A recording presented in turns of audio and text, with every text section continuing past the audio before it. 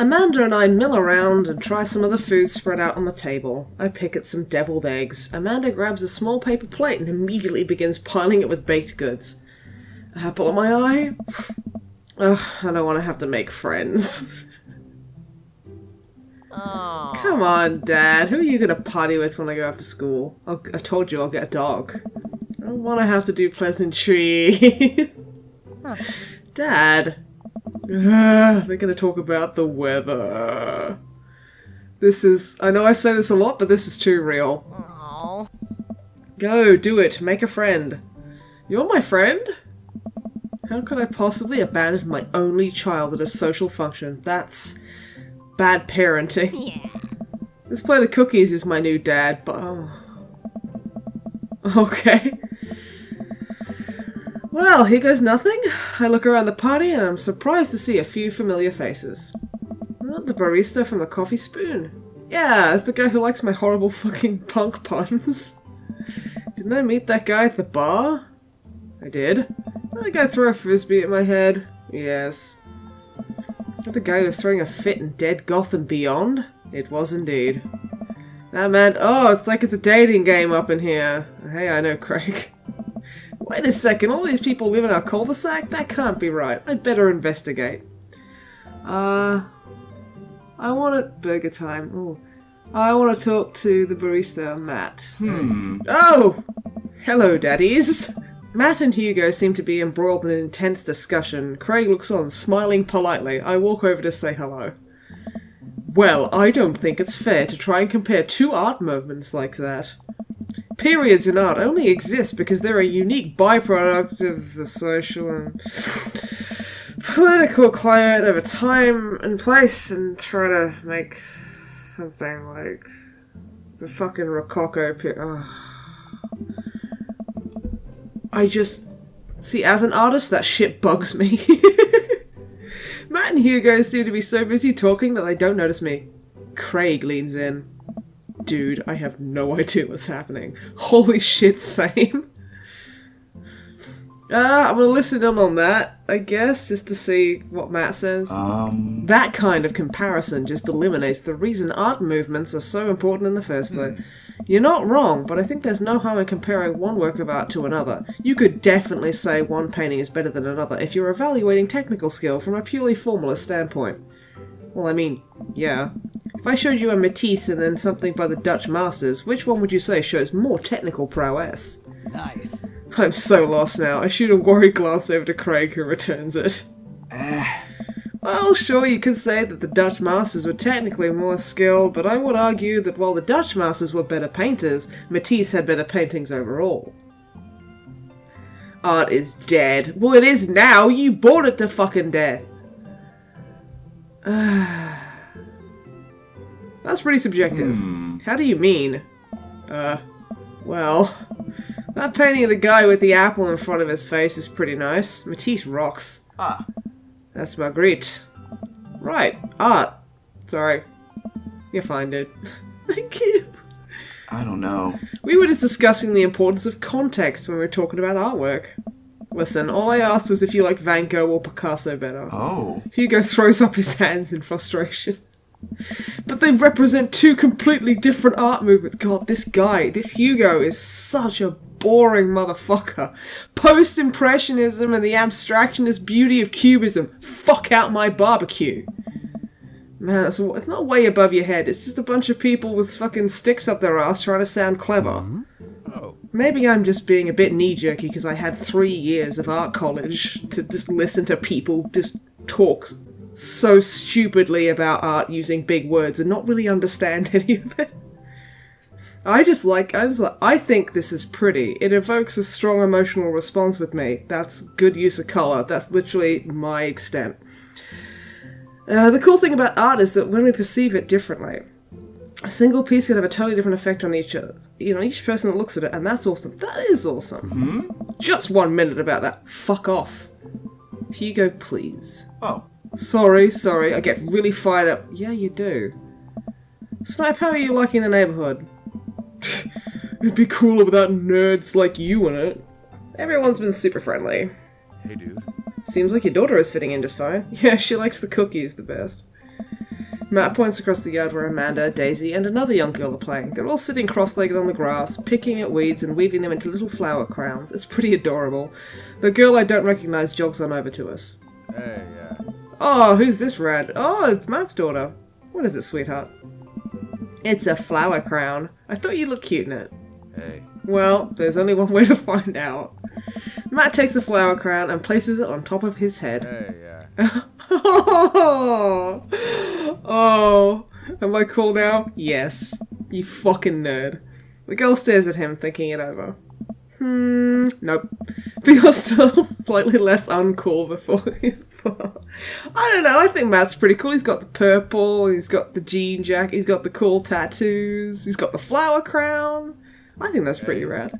Ha, hey Snipe, this is my daughter. Hello. I'm Carmencita? I am so ignorant, I don't know how to pronounce that properly. Amanda comes over with Daisy in tow. Dad, look, I'm making friends. Keep it down, honey. Are you making friends? You better be making friends. Yeah, actually, Amanda, you remember the cool barista from the coffee shop? My old college friend and, your teacher? Oh, hi, Mr. Vega. I didn't realize we were neighbors. It made me happy. Oh. Yep. You still gonna get me that overdue term paper? Ugh. Haha, great seeing you two. Amanda finger guns her way out of the conversation like a champ. That's the only way to leave an awkward conversation, really. She learned the finger gun moves from me. I'm very proud. She's definitely a charmer. Speaking of which, where did my son go? Whoa. Oh yeah, he has to have a kid because, you know, he's a dad.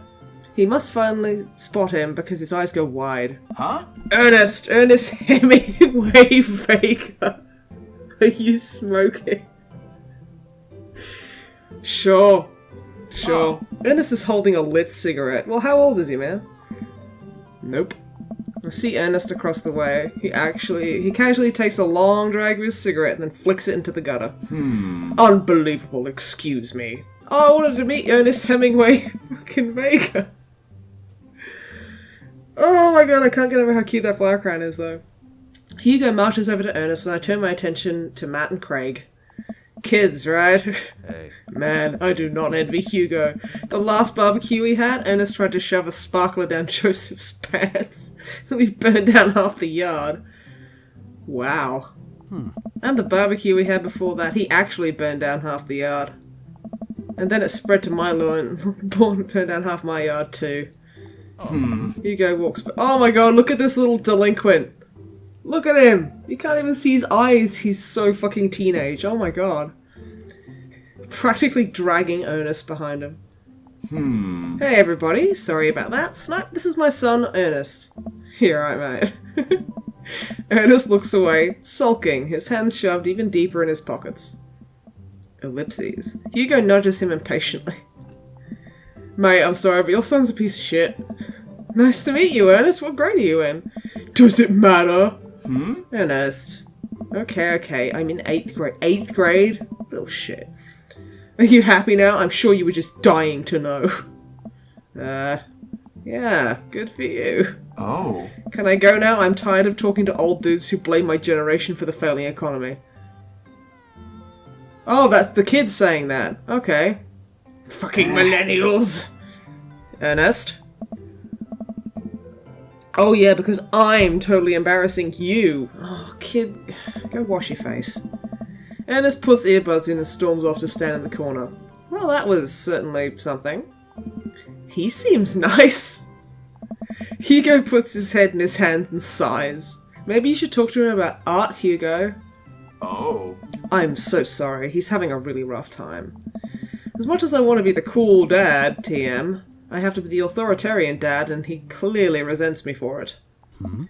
I mean, I think as a dad and a teacher, that's about as authoritarian as you can get.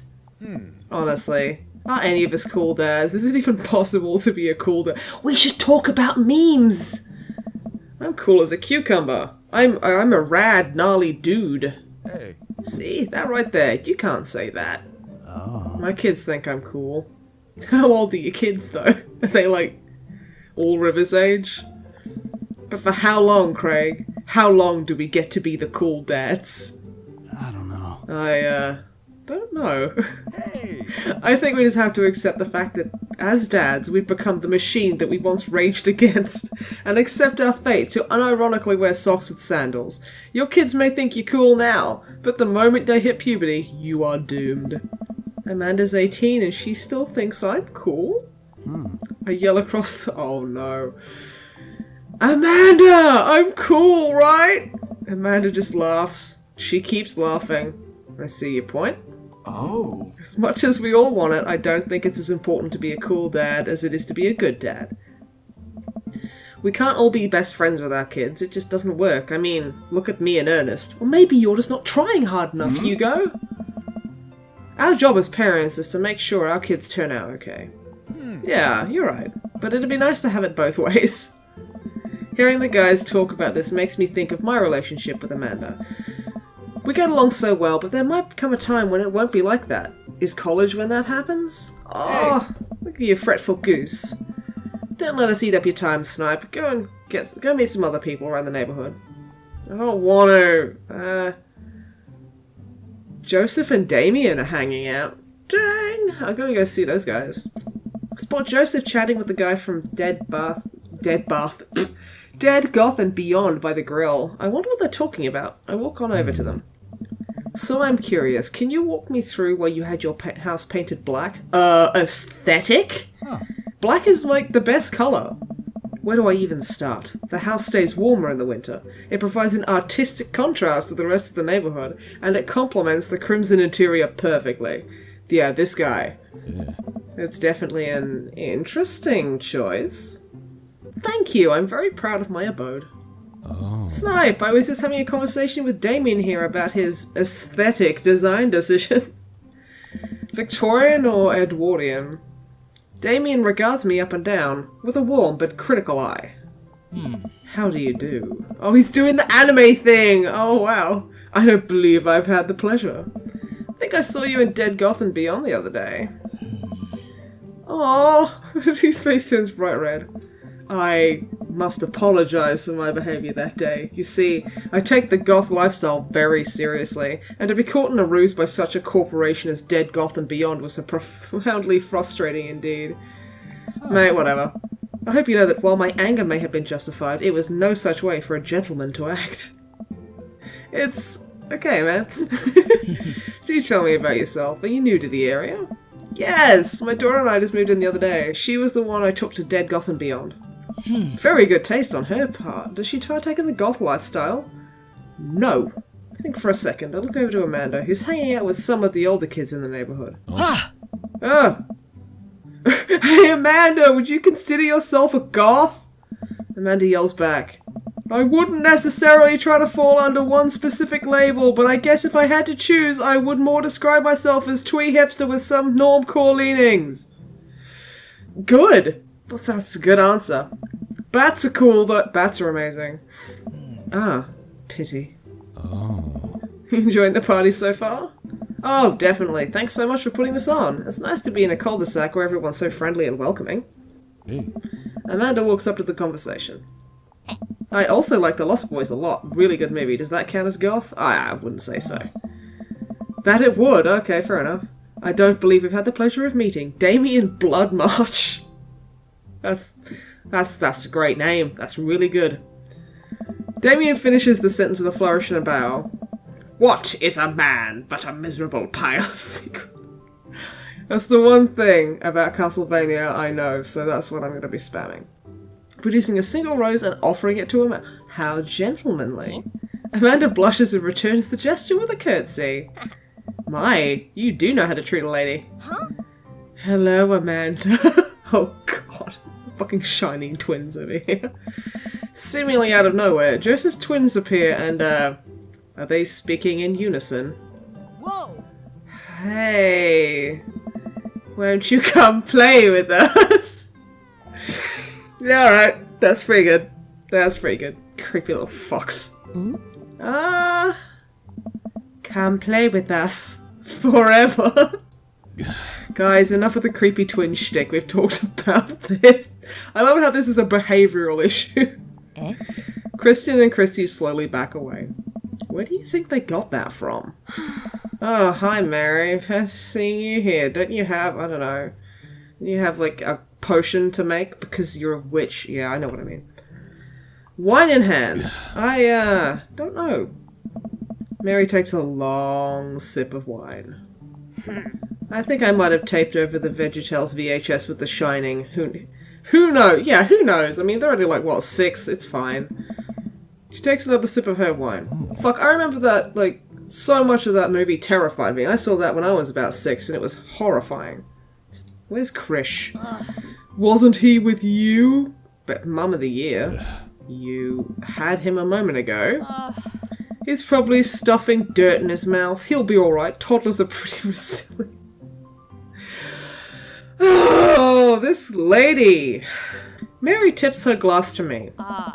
Ain't my first time to the rodeo. Well, I mean, yeah, this is my 4th. I have squeezed out 4 little... Oh. Sweetheart, would you do me a favour and please find Krish? That would be great. Oh, Joseph, man, really? Okay, none of my fucking business. I'm sure he's fine. Mary? Okay, jeez. Mary finishes her wine and wanders off. Dad, can we go now? Oh my god, no way! It's that little fucking shit. Ah, Lucian, I have to introduce you to Snipe yet? Hey, it's that punk from Amanda's school, with that great haircut. I remember you. Whatever. That's no way for a young man to speak to his elders. Be polite. Lucian bows. Whatever, sir. That's fair. Lucian bows again. Mr. Christiansen, may I have a veggie burger, sir? Coming right up, bud. Are you vegetarian? Yup. Make that 2 veggie burgers. Did you know that some people in the Victorian era were vegetarians? They described carnivorous type people as blood lappers. Well, I mean, that's cool. Dad, that's really interesting, Damien. Joseph turns to the grill. Just a hint of a tattoo peeks out from underneath his sleeve. Oh, you got a tattoo! Not the all-American apple pie, like, clean-cut dude, after all. Looks like the bottom of an anchor. That's a lame tattoo. It's like, I refuse to sink underneath it. Is that a tattoo? Hey. Yep. I wasn't always a youth pastor, you know. Come on, youth pastors can have tattoos. That's so cool. Want to see mine? What? Lucian pulls back some rubber bracelets, revealing a lopsided... That better not be a scratcher tattoo, young man. That's how you get hepatitis. Oh my god, okay. I hate stick and poke tattoos so much. That's such a bad idea. If you've ever seen an infected stick and poke, you'll probably understand why. Healing up pretty good. That's gross, dude. Oh no. We'll talk about this later. Just cut his fucking hand off. He deserves it. What's the significance of the tat? Gee, I wonder. I don't know. Just thought it looked sick. Oh. Imagine how good it would have been if you'd actually saved up, gone to a reputable place, and gotten a tattoo that meant something. But I'm gonna stop complaining right now. Well, in my opinion, the only reason you need to get a tattoo is because you want one. Careful, though. That number carries weight. I mean, I guess. Joseph is way cooler youth pastor than I thought. I just figured youth pastors popped out of the womb with a Bible. I wonder what he did before preaching. Get tattoos, apparently. I guess I'm gonna go talk to Robert and Brain. Drinking neat whiskey at a fucking family barbecue.